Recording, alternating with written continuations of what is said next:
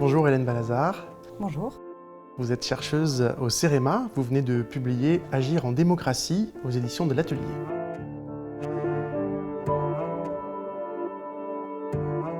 Alors on le constate chaque jour, la démocratie est en crise, les citoyens s'abstiennent de plus en plus, s'engagent moins dans les partis, dans les syndicats, et on dit souvent que la démocratie est confisquée, parfois par les élus, par les gestionnaires, par les lobbies.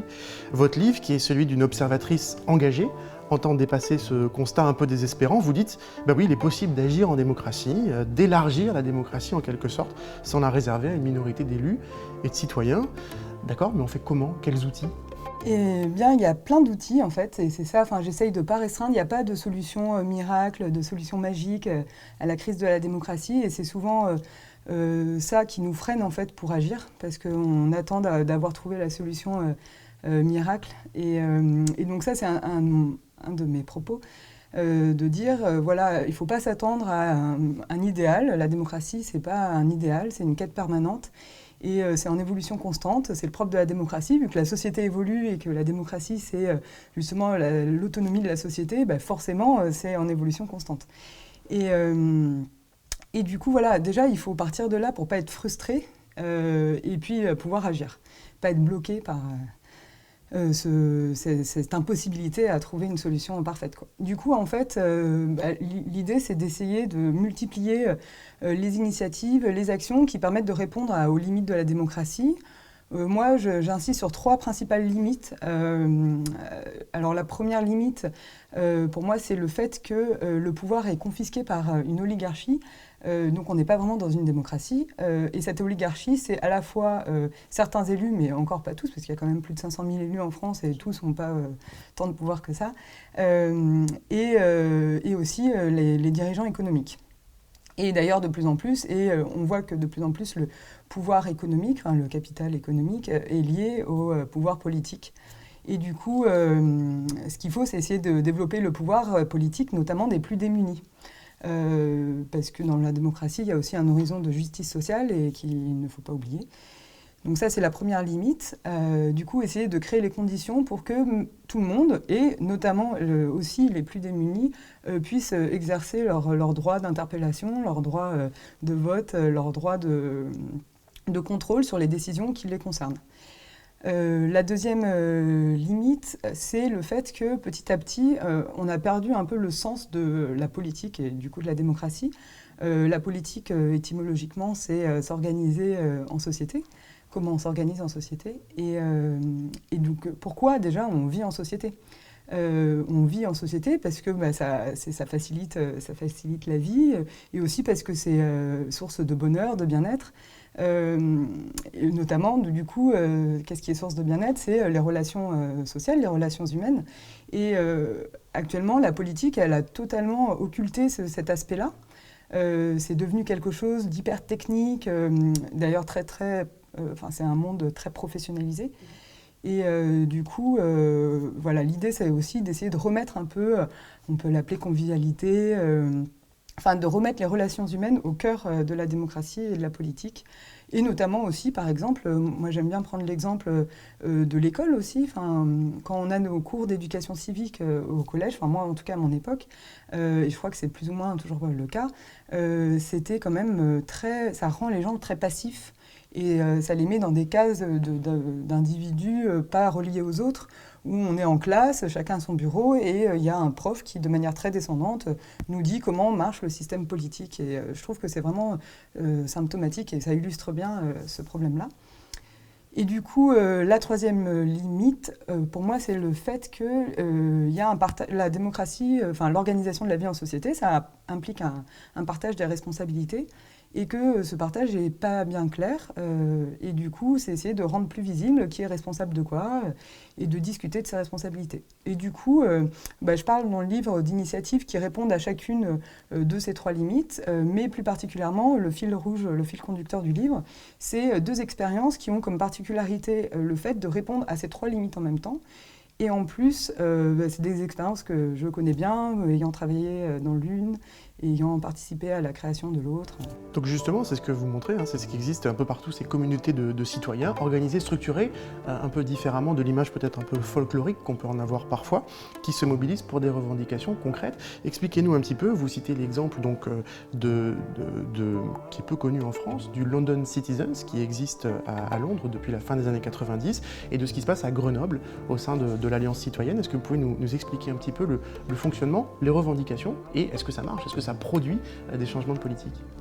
Alors le fonctionnement, c'est quelque chose d'assez simple en fait, c'est le fait de se dire, eh bien en fait on va partir des besoins des gens, des problèmes que rencontrent les gens, et souvent c'est les personnes qui vivent des dysfonctionnements, qui vivent des problèmes, qui sont les mieux placées pour avoir les solutions pour les résoudre. Et puis en plus d'être mieux placé, le fait d'être placé en tant qu'acteur dans la résolution de ces problèmes va créer une sorte de sentiment aussi de faire partie de la société et va permettre aussi d'améliorer sur le long terme la situation de ces personnes, enfin de tout le monde en général. Du coup, le but, c'est de regrouper des gens qui ont des problèmes en commun, pour qu'ensuite ces gens discutent de ces problèmes et surtout des solutions éventuelles à mettre en œuvre. Et puis ensuite s'organisent. Donc en fait, ils sont accompagnés pendant tout ce processus par des organisateurs qui vont les aider à déterminer quelles solutions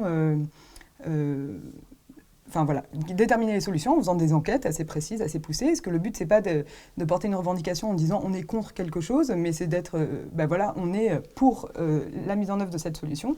Et ensuite, les organisateurs vont les aider à mener campagne pour du coup repérer les décideurs qui sont en mesure de mettre en œuvre ces solutions et du coup, acquérir un rapport de force suffisant pour pouvoir négocier avec les responsables et obtenir une victoire jugée satisfaisante. Ça porte sur des choses extrêmement concrètes. Ah, voilà, c'est très concret. Je peux vous donner un exemple. Après, je pourrais aussi donner l'exemple de comment font London Citizens ou l'Alliance citoyenne de l'agglomération grenobloise pour justement réunir ces personnes. Mais alors, un exemple concret de campagne, par exemple. Là, assez récemment, il y a 1-2 ans, ça s'est déroulé sur une année, donc ça a débuté en 2013. C'est à l'Alliance citoyenne de l'agglomération grenobloise. Les organisateurs avaient rencontré différents parents qui étaient en colère sur la situation assez dégradée d'écoles, mais dans différents quartiers. Et il se trouve qu'une de ces écoles a brûlé. En fait, un incendie dont ils ne connaissaient même pas vraiment la cause. Et les élèves ont été répartis dans 3 établissements scolaires différents, et notamment les plus grands ont été envoyés au collège. Du coup, ça se passait pas bien ni pour les élèves qui, en cours d'année, comme ça, ont été répartis, ni pour les parents, notamment les parents de fratrie, qui se retrouvaient à devoir aller dans 3 établissements différents. Enfin bon, voilà, il y avait plusieurs problèmes.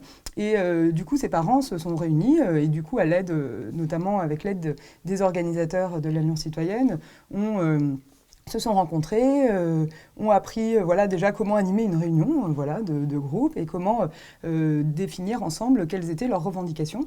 Donc ils avaient des revendications sur la transparence, pourquoi un incendie, et aussi sur le fait qu'ils aimeraient que l'école soit reconstruite ou à minima, ils ont justement fait une enquête pour voir la faisabilité avec les budgets de la mairie. Ils se sont dit, peut-être que la reconstruction n'est pas forcément possible, mais nous, ce qu'on va proposer, c'est déjà qu'il y ait des préfabriqués. Donc l'enquête, c'est appeler l'entreprise Algeco pour demander combien ça coûte, et puis être en relation aussi avec les services techniques de la mairie, sachant que ils ont d'abord envoyé un premier dialogue avec l'élu en charge qui leur avait dit non, c'est mort, on n'a pas du tout le budget suffisant. Et puis petit à petit, en creusant, ils ont montré que si, ils avaient un budget suffisant pour construire ces préfabriqués. Donc là, ils ont fini... le service technique a fini par concéder, mais les élus ne voulaient toujours rien faire. Du coup, là, ils sont passés à une étape supérieure en faisant une action collective. C'est quelque chose que, là, dans ces organisations à Londres ou à Grenoble, on aime bien faire parce que c'est un moment assez fort qui crée justement c'est des moments un peu marrants, un peu qui sont pensés pour être facilement médiatisables et puis qui sont pensés pour être vécus de manière intéressante et plutôt fun par les participants. Et donc là, l'idée, c'était de, vu qu'il n'y avait plus d'école, de faire classe à la mairie pendant un conseil municipal. Donc il y a plein d'enfants qui sont venus dans le hall de la mairie et qui ont fait classe avec des faux professeurs. Et du coup, bon, voilà, les élus, on est allé chercher un élu. Puis l'élu, au début, a dit non, mais c'est quoi cette manipulation de jeunes enfants voilà, il pensait vraiment que ce n'était pas quelque chose qui était pensé par les personnes concernées, donc les enfants, les parents. Et donc, ils interpellent un des enfants en leur disant « Mais vous savez pourquoi vous êtes là ?» Et là, les enfants, voilà, ils étaient depuis le début engagés dans cette mobilisation. Donc, tout de suite, ils disent toutes les revendications, pourquoi ils ne sont pas contents. On leur avait dit oui, non, oui, on les a menés en bateau. Et du coup, là, face à ça, les médias étaient là. Bon, les élus se sont retrouvés un peu piégés, mais c'était un peu le but, là, la création d'un rapport de force. Et du coup, ils étaient un peu mis face à leurs responsabilités et ils ont accepté. Et alors, il se trouve que le happy end, c'est qu'en plus, ils ont finalement, au dernier moment, décidé de reconstruire l'école. Donc, les élèves ne sont même pas rentrés dans des Salgeco.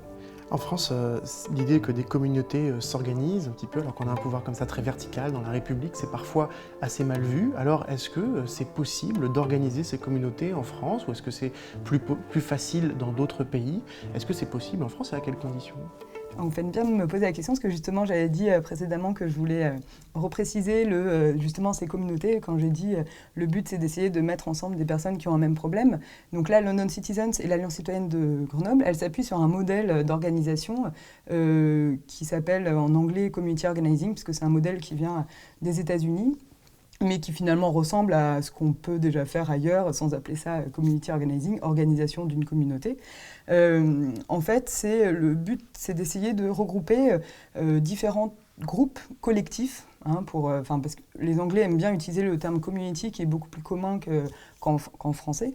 Mais en fait, ça veut tout simplement dire collectif, ensemble de personnes qui ont quelque chose en commun. Et du coup...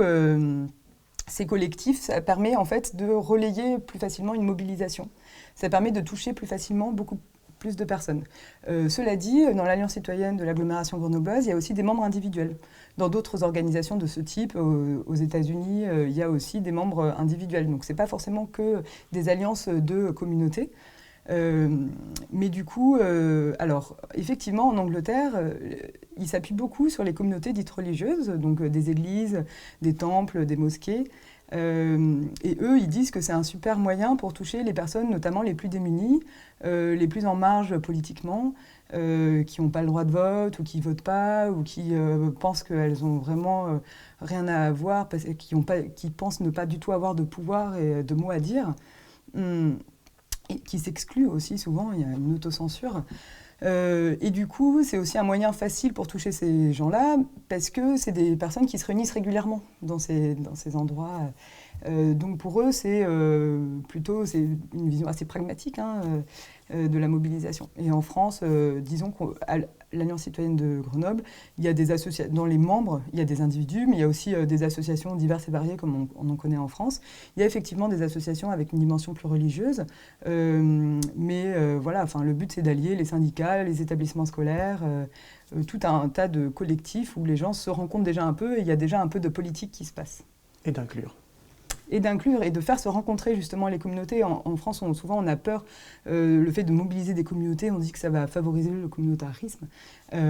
Pour moi, c'est totalement ridicule et au contraire, ça fait l'inverse. Le fait de ne pas reconnaître qu'il y a déjà des communautés et de travailler avec elles comme porte d'entrée vers le politique, le fait de ne pas faire ça, ça crée du communautarisme, ça crée du repli sur soi.